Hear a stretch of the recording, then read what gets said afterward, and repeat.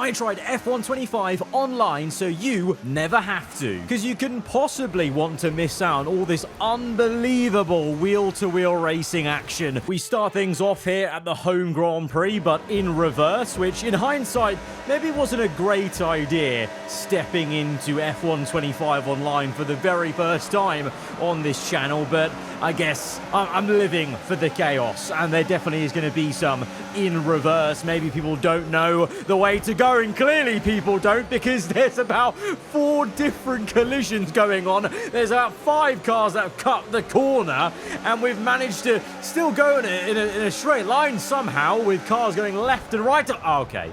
Well, I spoke too soon, didn't I? I spoke way too soon. We're now across the grass, and we're now down to last. We're down to basically last. It's 19th. It may as well be last place. And now we've got it all to do in this race. We gain a couple of positions as others also face the grass. But, I mean, look at the mini-map. It's not any better carrying on with this lap, so maybe the objective here in this race will be just getting into the top 10 again from P17. I think gaining 7 positions in a race like this is pretty alright, I think, over 5 laps. And into Village, the wrong way round through the left-hander this is, and there's absolute pandemonium between 3 cars. They take each other out. There's another guy reversing on the left. What is going on as we end lap 1? We've gone from wherever we were, I think P10 on the grid, down to 20th, back up to 11th. That pretty much sums up the F1 game online in a nutshell. Is on lap 3 we get it all crossed up. So to be fair, I've made a mistake there. We've cut the corner. We get a 3-second penalty, which is fair enough. There are quite a few people with penalties though around us, so we could still filter out to the top 10 as the car ahead of us gets on the gravel and then nearly pushes us wide. I don't know if that was on purpose or not, but it felt a bit personal coming to the left-hand side, because he was all the way on the right in the gravel. So it was almost like he just didn't want to give up the position and concede that he'd lost it because of the gravel trap trip. As we now try and thread the car through Village, closing up to P9, P8 and 7 up the road. It's been a purple first sector, green the middle, so it's been a pretty alright one, although I've just remembered that purple first sector is because of the corner cut, so oh well, so much for trying to G myself up in this race. But the second last lap, there is still a couple of positions to get. We're trying to line up a pass with DRS. It's sometimes hard to know what the best racing line is as the car ahead tightens up as we open up the corner, going wide and then cutting in. That seems to have worked because we get a great launch, and even before we open DRS, we're pretty much alongside him. And then into, I was going to say Maggots or Beckett's, it's Beckett's and Maggots now. Really doesn't sound correct the other way around, is it? It's all getting crossed up with the car ahead of us of Panaka and P8. Can we squeeze by? No, he slammed the door shut. Felt like there was a little bit of a brake check there as we get a warning for collision, because all of a sudden we just stopped in our tracks as we tried to go on the left-hand side. So clearly he's wanting to defend this with all his life, but we're going to send it and give it a little bit of a love tap there to open up the door, kind of a little bit of repayment for what happened. And then I read that like a textbook. I knew that was going to happen. We broke early, cut in tight. I knew he was going to go for the swipe across. You just got that feeling that he did not want to give up the track position as we now try and go around the outside and versus a man with 25 seconds of penalties. And, well, I should have known that would have happened with a man with 25 seconds of penalties. That was always going to happen. I feel like there was probably a backstory in the race of why he had 25 seconds of penalties, and I just added to that lore that he had in that race. So first race of the video, it's gone swimmingly, absolutely swimmingly. So now we head down under to the Australian Grand Prix. We're in a similar position on the grid, right in the middle, in the thick of it, which is just not a great place to be in an open lobby. And what else isn't is when your wheel loses force feedback from one race to the other. Little quick pause there to get force feedback back into my steering wheel. Let me know in the comments below, do any of you guys suffer with that issue of having to pause and unpause real quick as we now try and get back into the racing action? We're still P11, so we're not made any places as we go down the inside. Oh, there's an absolute circus going on. That says ping pong between 6-7 cars, and we're round the wrong way, and there's an absolute Tesco car park here at Albert Park. Absolute horrendous sector one. What on earth happened there? There was no semblance of any clean racing going on.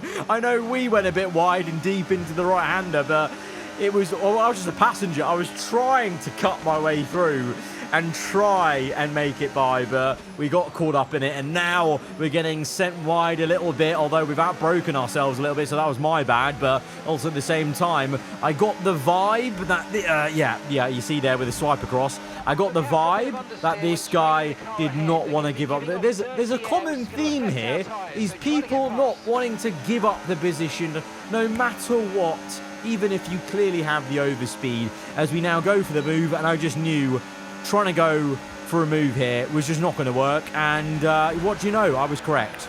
I saw that from a mile off. In hindsight, because I knew that was going to happen, I probably should have gone to the right, but I was trying to give him the benefit of the doubt that, oh, we can get down the inside, we do this all the time on AI. No. Right, we go again. Oh my god, I've just realised, third race here, Austria reverse in heavy rain, because I said it on dynamic weather, didn't I? And I forgot about that fact as we loaded in here. So not only is this going to be chaos with reverse Red Bull Ring, but it's in heavy rain, and the spray is pretty damn crazy on my screen. I'm not sure about others, but myself with full path tracing on and all the kind of, you know, graphical settings on the maximum, the spray is pretty heavy here. You know, we don't do esports settings here where they play the game on ultra low. So it's been a pretty alright start, actually. So, you know, wasn't a major issue at turn one, which I was very worried about, but we are coming up to a couple of difficult corners, which, you know, in the dry, let alone heavy rain, is a difficulty. We've managed to navigate the first one. The next one, though, there's big problems at this next one usually, because someone is going to outbrake themselves. We brake at the right point, nice and easy, and then what do you know? Yeah, there you go. Absolute terrorism going on from two different cars, and then we get bonked on the rear because obviously I'm trying to reverse back onto the racing line to get going again, and there's still cars behind me braking coming into the corner. So that was a cataclysmic left-hander. It almost, in a way, why did I bother trying to take that corner properly? Because I should have known someone behind me would have outbroke themselves, as there's a spinner ahead of us, so we get one free position there, which is good at least. We're back up to P11, so maybe there's a top 10 to salvage from this race. Again, we're taking it easy in this left-hander as others once again fall foul. We've got a reverser there, so it's so easy to get that cross up at that corner and just go straight on, as people are still doing it on lap 3. And then we go for the double pass here, maybe. Is the two ahead fighting too much? No! We get spun! Oh my god.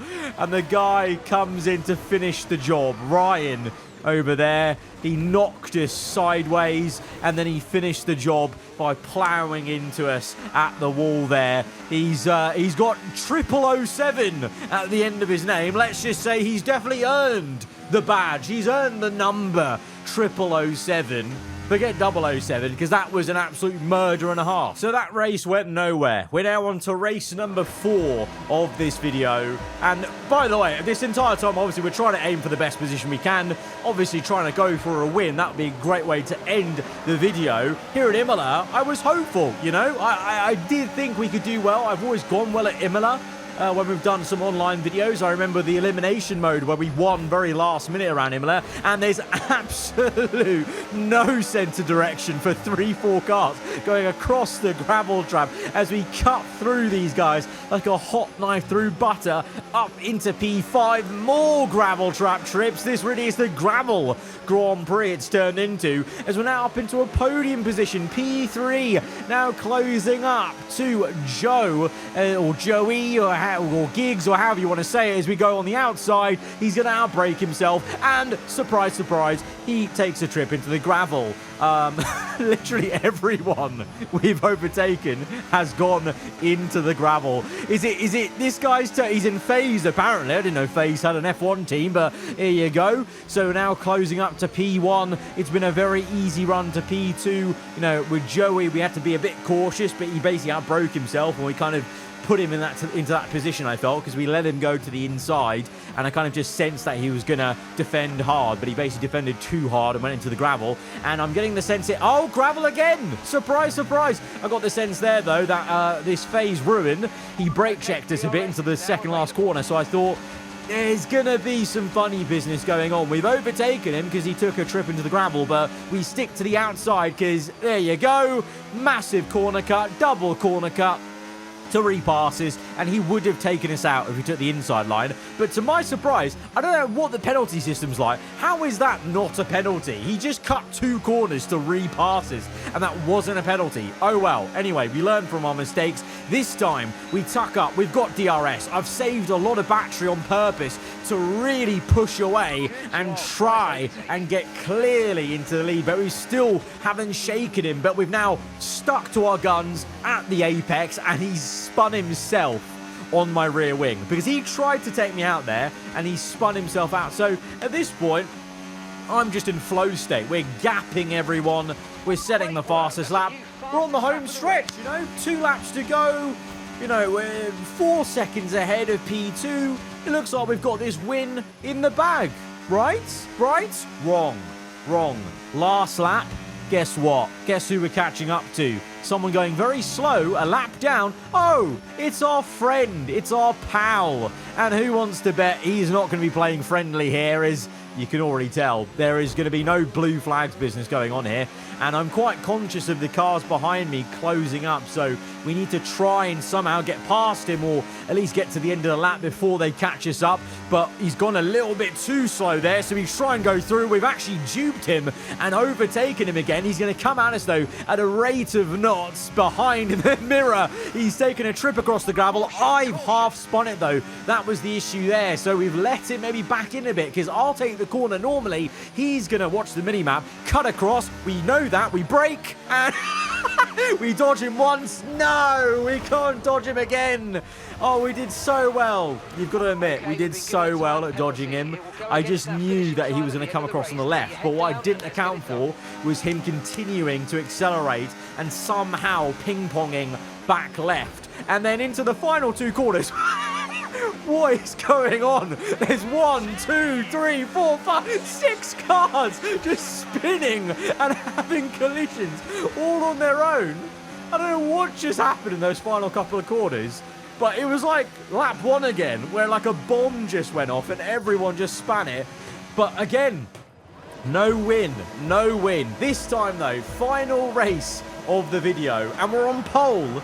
And this is going to end up being the cleanest race of the lot. So you've just watched me in the absolute trenches. But big ups, Luca here, the cleanest man of the entire day. Real big shout out to him, because he actually knew how to race wheel to wheel and have a nice little battle. Because both me and him, 4.5 seconds ahead of everyone else. It's just me and him fighting for first place here in Catalunya. He's going to come through for the overtake. We're not going to put up too much of a fight, because I know there is some time left here on the table to repass him. It's lap 3. We've got 2 laps to go, but we need to play tactically. And so to that effect, we are going to use overtake mode to keep up with him. But on lap 4, on purpose, we'll go down to none ERS with DRS open to stick behind him, because the best bet to try and win this race is overtaking him on the last lap into turn 1, and also having a lot of battery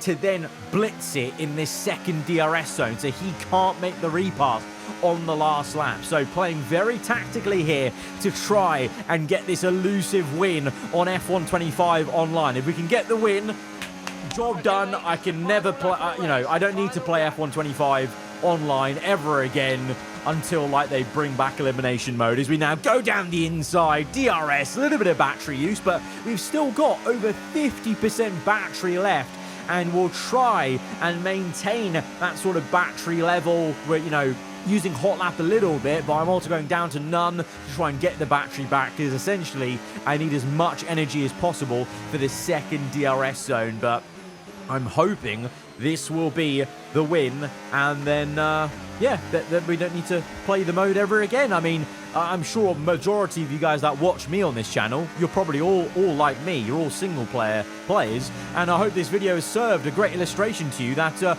you've chosen the right mode to play on the F1 game. Online really is absolutely useless in terms of actually any sort of enjoyment. It took me 5 races to actually get some sort of semblance of the same sort of nice wheel-to-wheel action you can get versus AI in a career mode. Is you can see the game plan, it's gone perfectly. We have so much battery, we're laughing, and we're able to defend P1 and get the win here finally. But well, that was F1 25 online. That was something, let me say. That was something. Guys, if you have enjoyed the video, then be sure to hit the like button. You're welcome. You're welcome that you never have to try this game mode, you know, because of what I've done today. And if you're new around here, do get subscribed for weekly Formula 1 content. And I'll guess the next time you'll see me online on F1 25 is, as I said, maybe the next time they add back elimination mode or anything else interesting to maybe play in this mode. Apart from that, I think I'll happily stay in my own bubble, in my own single-player lane. Till then, goodbye.